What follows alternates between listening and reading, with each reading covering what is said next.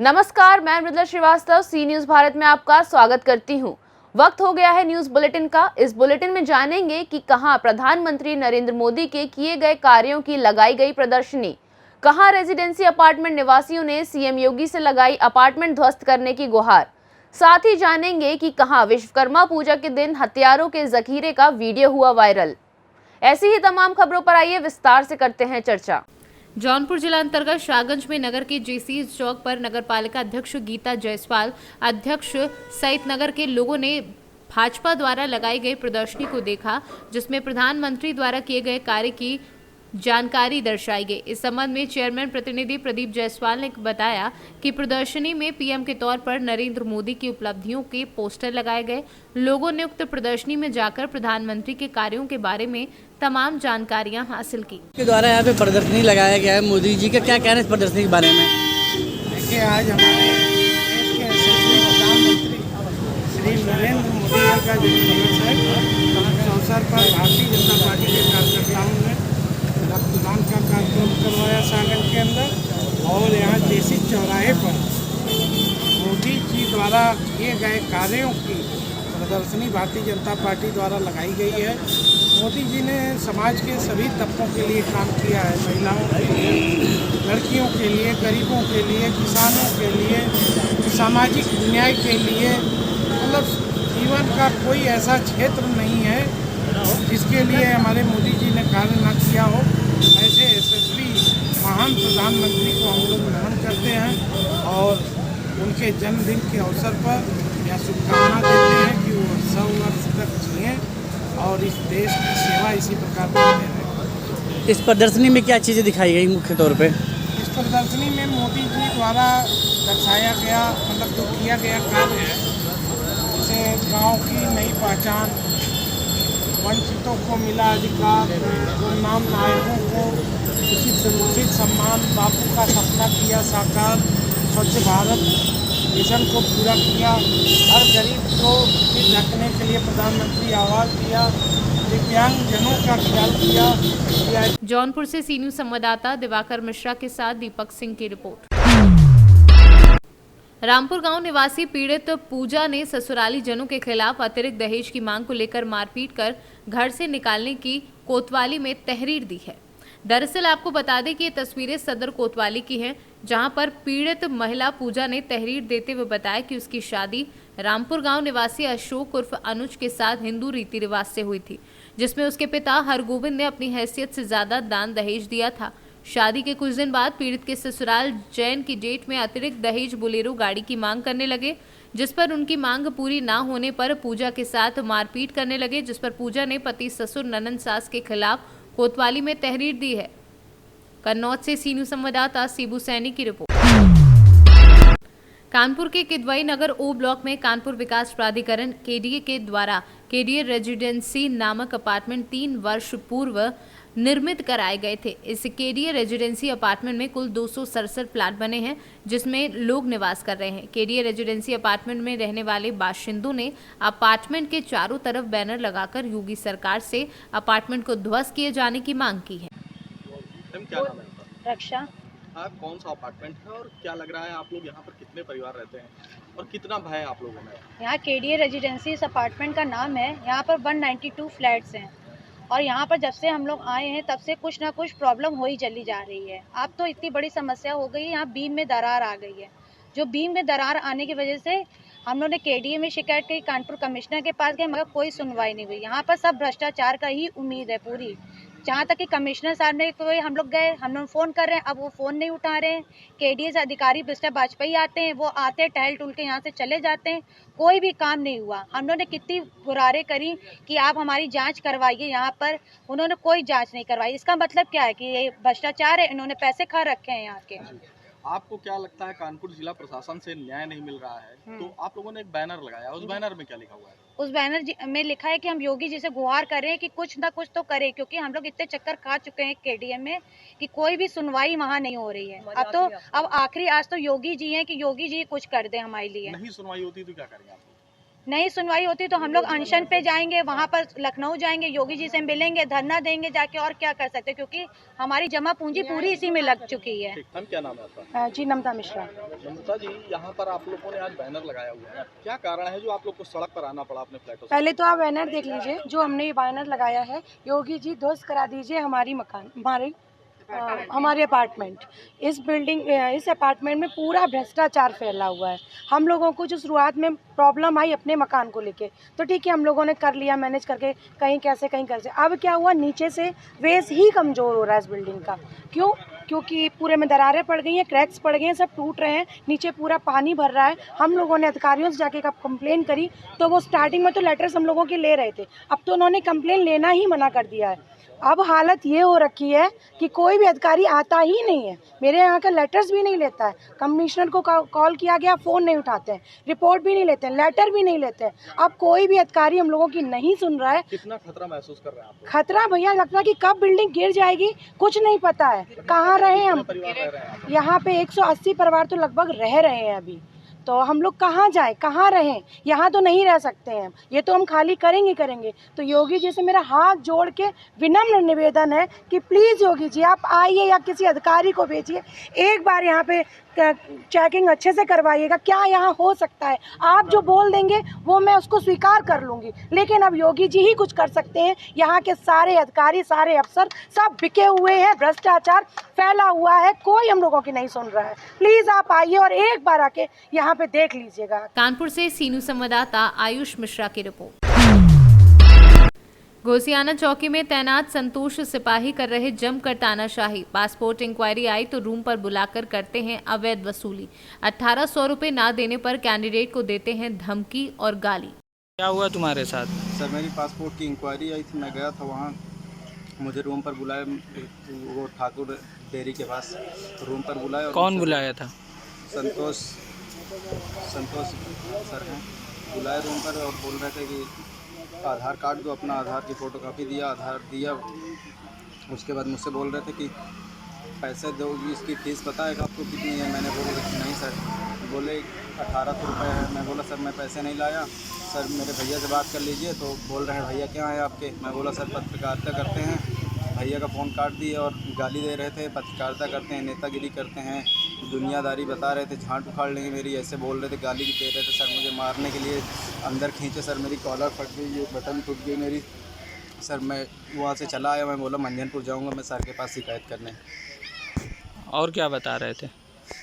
Sir मुझे गाली देकर खींच रहे थे और बोले जाओ जिससे शिकायत करना है कर दीजिए। और सर बोल रहे थे रोहित से बात कर लीजिए। कौन रोहित है? रोहित कौन है मुझे नहीं पता सर, बोल रहे थे रोहित से बोल दो बात कर लें। कौशाम्बी से सीनू संवाददाता हर्षित मिश्रा की रिपोर्ट। विश्वकर्मा पूजा के दिन हथियार के साथ वायरल वीडियो के आधार पर कोटवा पुलिस ने महारानी बैरिया गांव में राहुल झा के यहाँ छापेमारी की, जहां राहुल फरार था। वहीं पूरे घर की तलाशी ली गई, जहां आपत्तिजनक कुछ नहीं मिला। हालांकि भाई के पतोहू की हत्या का आरोपी राहुल के पिता सुनील ओझा को भागते देख खदेड़ कर पकड़ा। पुलिस वायरल वीडियो के बारे में आरोपी युवक से पूछताछ कर रही है। मोतिहारी से सीनू संवाददाता दीपक कुमार पांडे की रिपोर्ट। भाजपा महानगर प्रक्षेत्र चिकित्सा प्रकोष्ठ स्वास्थ्य विभाग और आईएमए द्वारा संयुक्त रूप से प्रधानमंत्री नरेंद्र मोदी के जन्मदिवस के उपलक्ष्य में तोता का ताल स्थित आईएमए भवन पर चिकित्सा शिविर का आयोजन किया गया। महानगर अध्यक्ष Bhanu Mahajan, CMO doctor Arun Kumar Srivastava, deputy CMO doctor Nandan Singh, IMA सचिव डॉक्टर पंकज नगाइच, संयुक्त सचिव डॉक्टर योगेश सिंघल, महानगर मंत्री मनोज गर्ग और पार्षद शरद चौहान द्वारा शिविर का शुभारंभ किया गया। शिविर में आए लोगों ने चिकित्सकों के परामर्श का लाभ लेकर दवाइयां भी ली। सेवा सप्ताह के अवसर पर निःशुल्क चिकित्सा शिविरों का आयोजन किया जा रहा है। इसी संग्राम में आज ये आईएमए हाल में चिकित्सा शिविर किया जा रहा है, जिसमें विभिन्न विशेषज्ञ लोग आईएमए से भी और चिकित्सा विभाग से लोग आए हुए हैं। दवाओं का वितरण और टेस्ट की सुविधा दी गई है। इसके अतिरिक्त हम लोग CSC स्तर पर भी हम लोगों ने इस सेवा सप्ताह के अंतर्गत चिकित्सा शिविर लगाए हैं, जिसमें पानियों द्वारा उद्घाटन भी किए गए हैं। प्रधानमंत्री के जन्मदिवस के अवसर पर इस पखवाड़े में हम लोग हर जनता को, प्रत्येक जनता के स्तर पर जहाँ भी चिकित्सा सुविधा की आवश्यकता है, स्वास्थ्य विभाग द्वारा जी ओजस्वी प्रधानमंत्री माननीय नरेंद्र मोदी जी के बर्थडे जन्मदिवस के उपलक्ष्य में अगला पखवाड़ा पूरा सेवा को समर्पित है। इसी की द्वितीय कड़ी में आज यहाँ पर एक विशाल चिकित्सा शिविर का आयोजन किया जा रहा है। जैसा कि आपने देखा कि कैसे जनता का हुजूम यहाँ पर उमड़ पड़ा है सेवाएं लेने के लिए। यह निःशुल्क यहाँ पर जांचें भी करी जा रही हैं, दवाइयों का वितरण भी किया जा रहा है एवं सभी प्रकार के स्पेशलिस्ट चिकित्सक जो है वो यहाँ पर आज अपनी सेवाएँ दे रहे हैं। मैं doctor Yogesh single, scientific secretary IIMA Agra. आज ही IIMA भवन पे माननीय प्रधानमंत्री श्री नरेंद्र मोदी के जन्मदिन के उपलक्ष्य में एक कैंप का आयोजन किया गया है स्वास्थ्य विभाग के सहयोग से। काफ़ी लोग यहाँ पे आए हुए हैं, फीमेल्स भी मेल्स भी। लोगों में बहुत ज़्यादा उत्साह है इस कैंप को लेकर। ये ऐसे ही चलता रहेगा, पूरे पखवाड़ा इस तरह से मनाएंगे। नरेंद्र मोदी जी के जन्म दिवस के उपलक्ष्य में आज यहाँ वार्ड 80 के तोता का ताल जो मलिन बस्ती है वहाँ पर गरीबों के लिए निःशुल्क चिकित्सा शिविर लगाया गया है। यहाँ पर शहर के प्रमुख चिकित्सकों की ओर से जांचें की जा रही हैं मरीजों की और उनको दवाएं भी निःशुल्क दी जा रही हैं। माननीय प्रधानमंत्री जी ने जो देश की तरक्की के लिए, जो उत्तर प्रदेश के आगे विकास के लिए जो सारी योजनाएं खोली हैं वो सभी गरीबों, दलितों, पिछड़ों ऐसे लोग। आगरा से सी न्यूज़ संवाददाता अनुज उपाध्याय की रिपोर्ट। खबर पश्चिम चंपारण के बेतिया से है, जहां सिकटा थाना क्षेत्र के सिरिसिया पंचायत के सिरिसिया गांव में असलम मियां की पौध पोखरा में डूबकर होने का मामला प्रकाश में आया है।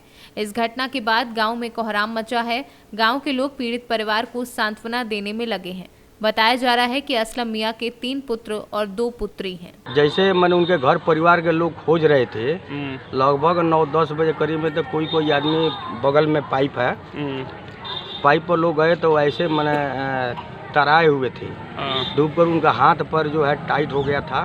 लगभग 4-5 घंटा से डूबे हुए थे। तो लोगों ने हमारे पास फ़ोन किए तो हम भी पहुँचे, गांव के और लोग भी पहुँचे हुए हैं, जो सरपंच साहब भी आए हुए हैं और वार्ड लोग भी पहुँचे। इस वार्ड में जो घटना हुई है उसमें का वार्ड सदस्य है 6 नंबर का और 5 नंबर वाले, मैंने लगभग सब वार्ड लोग यहाँ पर पहुँचे हुए हैं।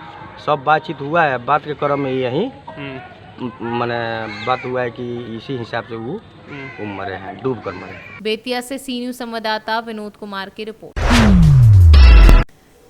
17 सितंबर को पूरे भारत में विश्वकर्मा पूजा अर्चना में विलीन था। वहीं खूंटी जिला युवा कांग्रेस के तत्वाधान में एवं युवा कांग्रेस विधानसभा अध्यक्ष के नेतृत्व में भारत देश के प्रधानमंत्री नरेंद्र मोदी का जन्मदिन युवा कांग्रेस ने बेरोजगारी दिवस के रूप में मनाया। वहीं खूंटी बाजार में लगे ठेला, चाट, गोलगप्पा, फल सब्जी बेचते दिखे। वहीं आसपास के लोगों ने नजारा देख भीड़ और बढ़ गई। BA पास बेरोजगार वाले के नाम से शुक्रवार को बाजारों में खूब पसंद किया गया। उन्होंने बताया कि जहां युवा कांग्रेस ने ये भी दिखाया कि आज पढ़े लिखे बेरोजगार युवा पीढ़ी डिग्री के लिए जिसे कोई नौकरी नहीं मिली, वो आज रिक्शा चला रहे हैं, फल सब्जी बेच रहे हैं, पकौड़ी छान रहे हैं, ठेला चला रहे हैं आदि ऐसे कई काम कर रहे हैं और अपना जीवन निर्वाह कर रहे हैं। झारखंड से सी न्यूज़ संवाददाता शहीद की रिपोर्ट। बात Satish Kumar Sinha memorial college of nursing की हो या भारतीय ग्रुप ऑफ इंस्टीट्यूट कंदरी मांडर की, कोई भी आयोजन यादगार बनके लोगों के दिलों में बस ही जाता है। इंस्टीट्यूट प्रबंधन के अध्यक्ष कवि छवि सिन्हा, निदेशक नितिन पारासार हो या शैक्षणिक सचिव मिताली पारासार, सभी की इंस्टीट्यूट के छात्र छात्राओं के प्रति अगाध प्रेम देखते बनता है। हर आयोजन में इनके प्रेम से वशीभूत होकर सभी विभाग के प्राचार्य, शिक्षक, कर्मचारियों एवं छात्र छात्राओं में गजब का उत्साह देखने को मिलता है। इस समारोह का भी आयोजन सभी अतिथियों के लिए यादगार बन गया। प्रखंड के 19 मुखिया, डॉक्टर, नर्स, सहिया, पत्रकार जो सदा हर विकट परिस्थिति में अपनी जान दांव पर लगाकर जनता की सेवा में जुटे रहते हैं, उन्हें सम्मानित कर इस संस्थान ने जो गौरव का कार्य किया, उससे सिर्फ वोट की भीख मांग अपने स्वार्थ के लिए जनता को बेवकूफ बनाने वाले जनप्रतिनिधियों को सबक लेना चाहिए। एक बार पुनः शैक्षिक सचिव दीपाली मैम को धन्यवाद और शुक्रिया अदा करता हूँ। पुनः लास्ट में निहारिका जी का मैं अगर नाम न लूँ तो नर्सिंग कॉलेज की कल्पना कैसे होगी। ये आए और उन्होंने बड़ा ही अजीब रूप दिया है सबों से मिलजुल करके। इसलिए इस धन्यवाद ज्ञापन समारोह में मैं उनको भी धन्यवाद देना चाहूँगा और धन्यवाद ज्ञापन के साथ साथ हमारा जो सम्मान समारोह है इसलिए है कि आप लोगों ने कुछ हमें दिया है मेरा भी फर्ज होता है थोड़ा सा सम्मान देना, शब्दों की कमी नहीं करेंगे। और मेरे पास, मैं कुशल हूँ, मेरे पास बहुत कुछ नहीं है, लेकिन एक सम्मान जरूर शब्द है, जिसे मैं देना चाहूँगा आप लोगों को। एक बार पुनः सबों को धन्यवाद देते हुए जय भारत, जय भारत, जय भारत। अपनी बातों को मुखर रूप से पहुंचाने के लिए जाने जाते हैं। वैसे तो मीडिया के कई नामों से जान सकते हैं, एक मार्गदर्शक के रूप में कह सकते हैं, प्रेरक के रूप में कह सकते हैं। समाज के जितने भी लोग हैं, उन लोगों की बात को सत्ता तक सीधे पहुंचाने का काम उनका है। विचारों का मुक्त आदान प्रदान, खुला विचार विमर्श, ये सब मीडिया के माध्यम से ही संभव हो पाता है। लोगों तक कैसे बातें पहुंचे, सरकार तक कैसे बातें पहुंचे, इसमें उनकी महत्वपूर्ण भूमिका होती है। इसीलिए महाविद्यालय की ओर से उन्हें भी एक सम्मानित करने के लिए एक छोटा सा इसी प्रोग्राम के हिस्से के रूप में लिया गया है। और धन्यवाद ज्ञापन सामने आपको आमंत्रित किए, क्योंकि किसी भी समाज की विकास अगर नहीं है तो गांव को विकास करना होगा। अगर जब तक हम गांव हमारा विकास नहीं हुआ तो हम विकास कैसे होंगे। इसलिए समाज के विकास करने में आप मुखिया बंधु जनप्रतिनिधियों का महत्वपूर्ण भूमिका है, क्योंकि समाज को आपसे अपेक्षाएं हैं कि आपको मुखिया जनता के द्वारा चुना गया है और जनता ने आपको जिस विश्वास के साथ, जिस विश्वास और जिस मकसद के साथ आपको समाज में आगे किया है, आपसे अपेक्षा करते हैं कि आप समाज को एक नया ऊर्जा, नया दिशा और नया विकास दें। इस शर्तों के साथ आपको समाज के कुछ जिम्मेदारियां भी हैं जिसको आप तहे दिल से निभाने का प्रयास करते हैं। चाहे हमारी मूलभूत आवश्यकताएं में भोजन, बस, आवास और शिक्षा, स्वास्थ्य भी आता है। इसमें आपकी महत्वपूर्ण भूमिका होती है। आज देखेंगे कि हमारे गांव में बहुतों के पास भोजन के लिए राशन कार्ड नहीं है, जिसमें मुखिया बंधुओं का महत्वपूर्ण कार्य, उन्होंने कैंप लगाकर गांवों में राशन कार्ड तक उपलब्ध कराने में आपकी महत्वपूर्ण भूमिका होती है, जिससे वो दो वक्त की रोटी के लिए सरकार द्वारा जो मुहैया कराया जाता है वो समय पे मिले। इसलिए आपकी महत्वपूर्ण भूमिका है। रांची से सीनू संवाददाता जमील अंसारी की रिपोर्ट। समस्तीपुर भाकपा माले उजियारपुर प्रखंड कमेटी की बैठक आज वीरनामा तुला पुस्तकालय भवन में प्रखंड सचिव गंगा प्रसाद पासवान की अध्यक्षता एवं जिला सचिव उमेश कुमार के पर्यवेक्षण में संपन्न हुई। बैठक में पार्टी संगठन और जन संगठनों के विस्तार की जहां कार्य योजना बनाई गई, वहीं कार्यों का बंटवारा कर साथियों को प्रभारी बनाया गया। उजियारपुर भाकपा माले प्रखंड कमेटी की बैठक वीरनामा पुस्तकालय पर संपन्न हुई है और उस बैठक में भाकपा माले ने निर्णय लिया है कि उजियारपुर प्रखंड के विभिन्न पंचायतों में करोड़ों रुपए का मनरेगा योजना के तहत न सिर्फ अनियमितता बरती गई है बल्कि करोड़ों रुपए का घोटाला विभिन्न पंचायतों में हुए हैं और लाखों लाख रुपए मजदूरों का मजदूरी आज तक बकाया है। मजदूरी बकाया भुगतान करने के लिए घोटाला, करोड़ों रुपए घोटाला की जांच करने के लिए व्यापक पैमाने पर में जो नल जल योजना में जो अनियमितता है और आवास योजना में जो भारी अनियमितता है, तमाम भूमिहीनों को 10 डिसमिल जमीन और बासगित पर्चा निर्गत करने सहित अन्य मांगों को लेकर के उजियारपुर प्रखंड मुख्यालय पर 20 से 25 भाकपा माले कार्यकर्ता आमरण अनशन अनिश्चितकालीन हम लोग करेंगे।